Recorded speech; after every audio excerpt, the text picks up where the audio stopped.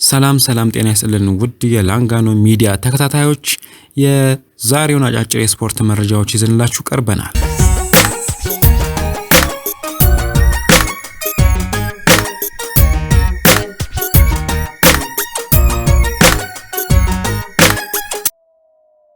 የመጀመሪያውን ዜናችን የምናደርገው የፕሪሚየር ሊጉን መጀመር ነው። የእንግሊዝ ፕሪሚየር ሊግ በትላንትና ዕለት ተጀምሯል። 8 ሰዓት ተኩል ላይ አርሰናልና ፉልሃምን ያገናኘው የመጀመሪያው የእንግሊዝ ፕሪሚየር ሊግ ጨዋታ በአርሰናል 3-0 አሸናፊነት ተጠናቋል።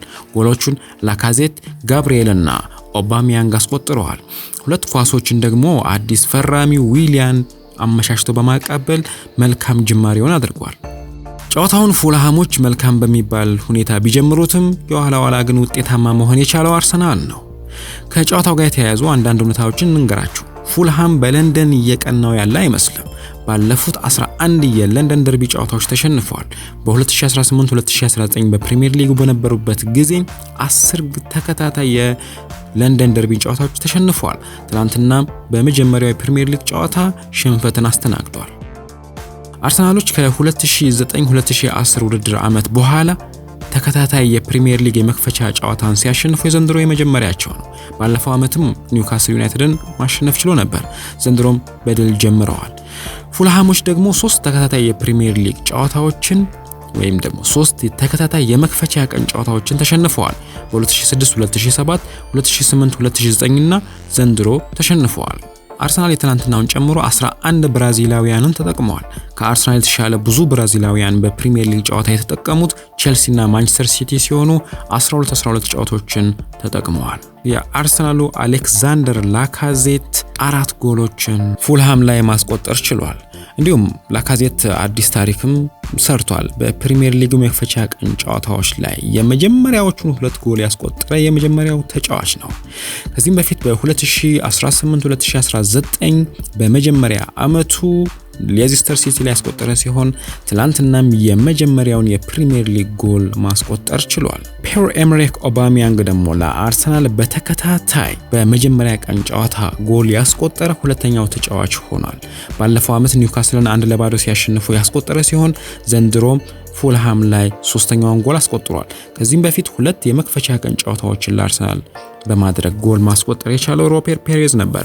ፔሬዝ በ2003-2004 እና 2004-2005 የውድድር ዘመን 2 ጎሎችን ማስቆጠር ችሏል። ፉልሃሞች በቀጣይ ከሜዳቸው ውጪ ከሻምፒዮንሺፕ ያደገውን ሊድስን ሲገጥሙ፣ አርሰናል ደግሞ በሜዳው ዌስትሃም ዩናይትድን ያስተናግዳል። በመቀጠል 11 ሰዓት ላይ የተደረገው የክሪስታል ፓላስና ሳውዛምፕተን ጨዋታ ነበር። ጨዋታውን ክሪስታል ፓላስ 1-0 ማሸነፍ ችሏል። ጎሉን ዊልፍሬድ ዛሃ ነው በ13ኛው ደቂቃ ላይ ያስቆጠረው። ሳውዛምፕተን በመጨረሻው ደቂቃ ላይ ጫና ፈጥሮ ለመጫወት ቢሞክርም ውጤት ማስመዝገብ ግን አልቻለም። በቀጣይ ክሪስታል ፓላሶች ከሜዳቸው ውጪ ማንቸስተር ዩናይትድን ይገጥማሉ። ተሸናፊው ሳውዛምፕተን ደግሞ በሜዳው ቶተንሃም ሆትስፐርን የሚያስተናግድ ይሆናል። በመቀጠል ምሽት 1 ሰዓት ተኩል ላይ የተደረገው ደግሞ የሻምፒዮኖቹ ሊቨርፑልና የሻምፒዮንሺፑ ሻምፒዮን ሊድስ ዩናይትድ ጨዋታ ነበረ። ይህ ፈጣንና ብዙ ጎል ያስተናገደው ጨዋታ በሊቨርፑል 4-3 አሸናፊነት ተጠናቋል። ጨዋታውን ሙሐመድ ሳላ በ4ኛው ደቂቃ ላይ ፍጹም ቅጣት ምት በማስቆጠር ነበር የመጀመሪያውን ጎል ያስቆጠረው። ይህም ሙሐመድ ሳላ በተከታታይ 4 ፕሪሚየር ሊግ ጨዋታዎች ላይ ማለትም 4 የመክፈቻ ቀን ጨዋታዎች ላይ ጎል በማስቆጠር አዲስ ታሪክ ማስመዝገብ ችሏል። ይህን ታሪክም ከቴዲ ሼሪንግሃም ጋር ተጋርቶታል። ሳላ በመቀጠል በ33ኛው እንዲሁም በ88ኛው ደቂቃ ላይ በፍጹም ቅጣት ምት ጎል በማስቆጠር ሃትሪክ መስራት ችሏል። ቀሪዋን የሊቨርፑል ጎል ያስቆጠረው ቨርጂል ቫን ዳይክ ነው። ተጭነው የተጫወቱት ሊድስ ዩናይትዶች 3 ጊዜ አቻ መሆን ችለው ነበረ በጃክ ሃሪሰን፣ ፓትሪክ ባምፎርድ፣ ማቴዎስ ክሊች። ነገር ግን በስተመጨረሻ በተቆጠረባቸው የፍጹም ቅጣት ምት ጎል 3 ነጥብ ማግኘት ሳይችሉ ቀርተዋል። ከጨዋታው ጋር የተያያዙ አንዳንድ እውነታዎችን እናቀርብላችሁ። ሊቨርፑል በሜዳቸው ያደረጋቸውን 60 ተከታታይ ጨዋታዎች አልተሸነፈም። 49 ጊዜ አሸንፈው 11 ጊዜ አቻ ወጥተዋል። ረጅም ጊዜ ሳይሸነፍ መጓዝ የቻለው ከዚህም በፊት ሊቨርፑል በ63 ጨዋታ ሲሆን በ2008 ደግሞ ቼልሲ በ86 ጨዋታዎች ሳይሸነፍ በሜዳው መጓዝ ችሏል። ሊቨርፑልና ሊድስ ዩናይትዶች ያደረጉት ጨዋታ እስከ ግማሽ ወይም ደግሞ እስከ ረፍት ባለው ጊዜ ድረስ 5 ጎል ያስተናገደ ሁለተኛው ጨዋታ ነው። ከዚህም በፊት በ2006 ማንቸስተር ዩናይትድ ከፉልሃም ሲጫወቱ እስከ ረፍት 4-1 መቆየት ችሎ ነበር።